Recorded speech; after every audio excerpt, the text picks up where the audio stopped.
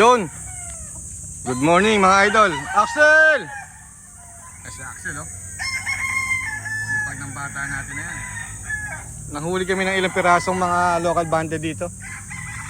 Sobra ulan mga idol. By the way, good morning mga idol no. Sobra ulan dito kahapon. Walang tigil kaya medyo stress tong ating mga alaga. So ngayon nanghuli tayo ng mga ilang local banded para medyo lumuwag-luwag sa range natin. Bawasin natin yung ibang mga medyo nambabarako na. Yan. Lalagay natin sa 3x3. Actually marami na tayong nalagay na local banded. Yung lahat na early bird natin nakatali na no. Yung local banded, start na tayo ng mga harvest. May na-harvest na tayo yung almost 20 last week. So ngayon, mas maganda bawasan natin sila para hindi masyadong na-stress sa ating range. Oh, may bago tayong mga tipi rito mga ka-idol. Naglagay tayo no ng improvised tipi dito sa may harap. Yan, tinali natin yung mga ito winner, tapos yung dalawa broodcock, brood stag. Ayan, oh. Tingnan yung mga gray natin, mga idol. Solid na solid yan. Ayan, oh. Ito na yung mga local natin, no? Kung matatandaan nyo, pinakita ko sa inyo yung mga sisiu pa to. Ayan, no? Babawasan lang natin ng ilang piraso yung medyo matatapang, yung namamalo, yung nanunuka. Ayan, lalaki na, oh. Kompleto na yung mga pulok nila, mga haba na, yung mga balahibo. Ayan. Ganda ni station. Ito, Axel. Ayun, no? Di ba yan? Ayan. Kailan dito yun? Straight ko. Ito, nakakabot din eh. Ayan. Ito na. Ayan. Yan. So, babawasan natin. Nakakatuwa. Ilang buwan lang, ano? From sisiu. Ito na sila ngayon. Lalaki na, oh. Kahapon, basang-basa to. Babad sa ulan to mga local natin, mga idol. Ayun pa pala isa, oh. Sige, yung pinaka magulang. Yan. So babawasan lang natin to para yung balahibo na hindi ganong nasisira. Kasi iba pag kami nambabarako na yan tulad yan, no? Mga stag na halos yan. Medyo nananalbahay sa iba.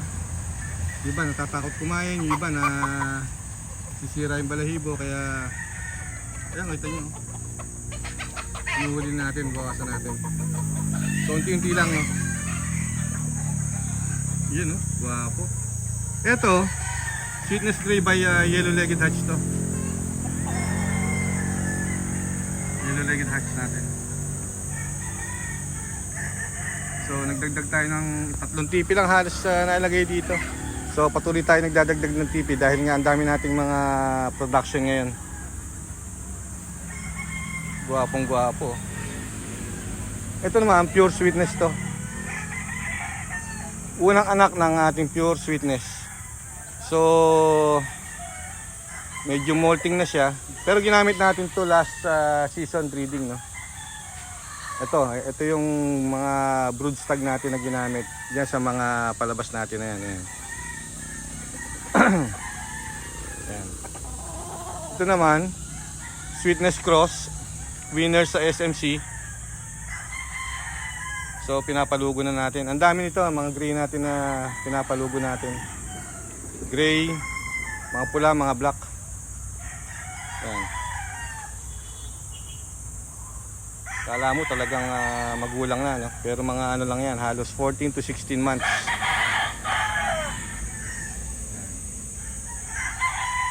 So ilalagay natin sa 3x3, no, yung mga Ilang piraso lang to, siguro mga 5.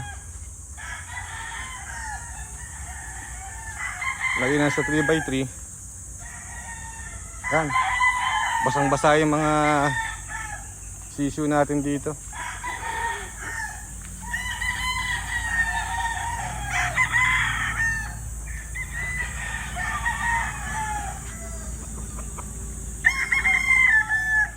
Itong mga to local, mga January born siguro to. So January, February, March, April, May, June. Mga 5 to 5 months, no? Going 6 months. Yan. Basang-basa pa rin hanggang ngayon, mga idol. So pag nakompleto yung, siguro mga 1 buwan lang yan. Stag na yan, no? Makukumpleto yung mga balahibo nila. Pwede na itali. Ayan, no? Ito naman yung mga early bird natin, no? Na pinakita ko last time. So, ayan, no? Kita nyo. Stag na. So, ganyan lang, no? Napakabilis lang ng panahon. Mabilis lang ang season. Start ng breeding ulit by August, September. Ayan. Then ganun ulit, paulit-ulit lang. So, bilis lang. From sisiu, hindi ka man mainip. Ang problema lang natin yung gastos, mga idol. No? So, ilalagay natin sila sa 3x3. Then, ang susunod na step nyan, bago itali, i-deworm natin and papaliguan. Pero ito, madalas na napaliguan to. No? Nung nasa range pa, pinapaliguan natin yung mga yan. Para yung mga mite or mga kung ano-anong nasa katawan nila medyo naaalis. Yan. O sige. Sige Axel, lagay nyo na. Shell, tinatanong lang, kailan daw ulit yung laban mo? 17. June 17. May laban ulit si Axel. Maganda yung record nila dito sa atin, no? Yung mga nagdaang nila, no? Maganda yung record. Nakatatlong champion sila. So maayos. Yan, so hinihilamusan muna dahil medyo galing sa basa, madumi yung mukha, hilamos, then lagay sa 3x3. Yan. Sige, isa. Ang laban ng mga tropa natin dito, June 10, June 17, July 3, and marami pa. Sunod ang ating ano. Yan, so lagyan sa 3x3. Diyan medyo mabilis yung development nila, mag-mature. Yung balahibo na hindi magagambala, no? Gaganda yung tubo.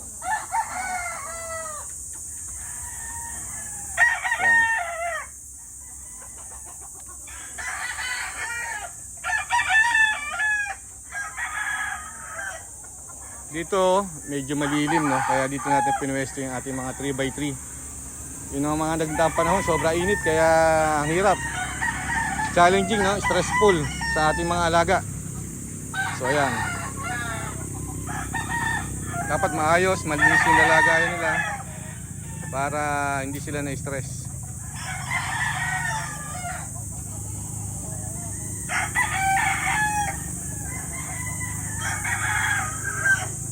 Ngayon medyo makulimlim pa pero wala nang ganong ulan, so okay naman, no? Medyo delikado rin yung pag yung ulan. Yun bang tinatawag natin na ano, yung mahina lang siya pero walang tigil. Buti na lang tumigil na ngayong umaga. Yan.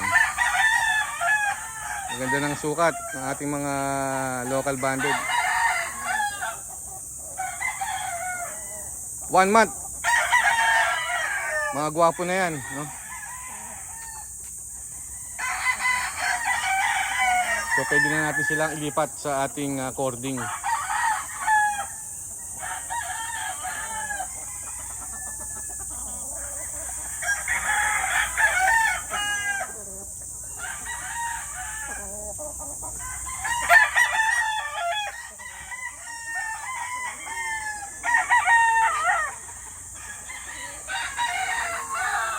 Ito ang challenging, no, sa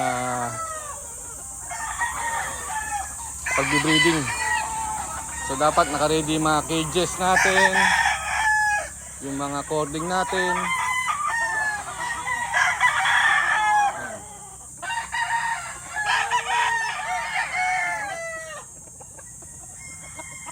So medyo mga totoy pa to, ano. Ayan, kita nyo naman, no?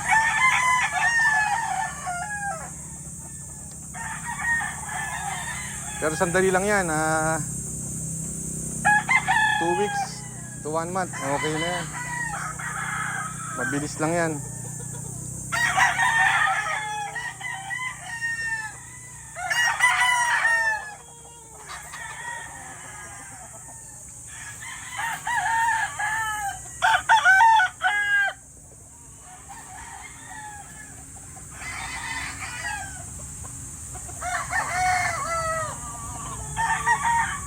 Ito pa isa, oh. Kita nyo mga idol, oh, medyo alangan pa sila sa kulungan nila, no? Ganyan lang yan, mga ilang araw lang yan, okay na yan.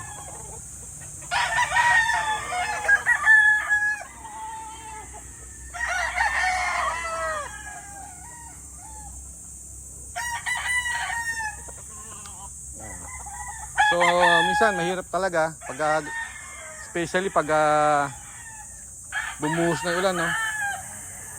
Pero para sa akin mas okay din to kaysa sa sobrang init, no? Na sobra stress na binibigay sa ating mga manok. Wag lang naman yung yung tikatik na ulan na tulad ng sinabi ko yung matagal. Minsan naabot na 7 days. Hindi humihinto. So na-stress din yung ating mga alaga ron, no?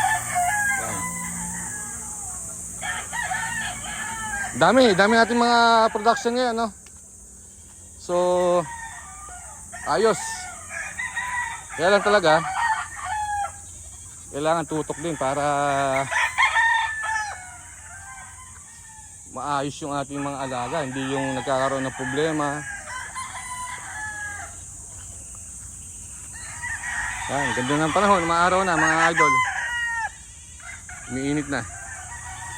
So at least 2 araw silang medyo hindi stress sa init pero basang-basa naman.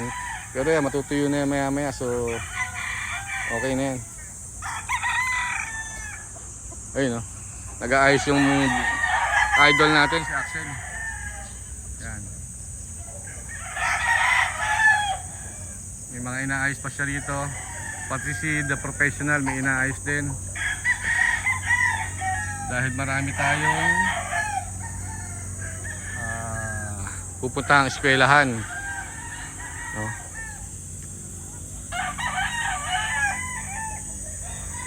Yan, ito mga winners sa SMC to, yung mga gray na to. Yan, so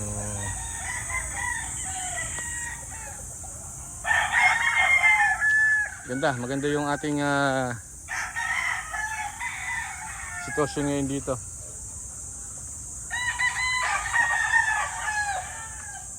Okay, so yun lang mga idol, no? Sa mga hindi pa subscribers dyan, paki-subscribe yung ating maliit na YouTube channel para lagi tayong ma-encourage na mag-video. Sana nalilibang kayo sa ating munting video, no? Especially yung mga overseas workers natin, mga kapatid natin manggagawa dyan sa iba't ibang sulok ng mundo. Chill lang tayo, no? And mabuhay po tayong lahat. See you at my next video. Paki-like, share and subscribe ulit mga idol. Maraming salamat. Bye-bye. Siyempre thumbs up.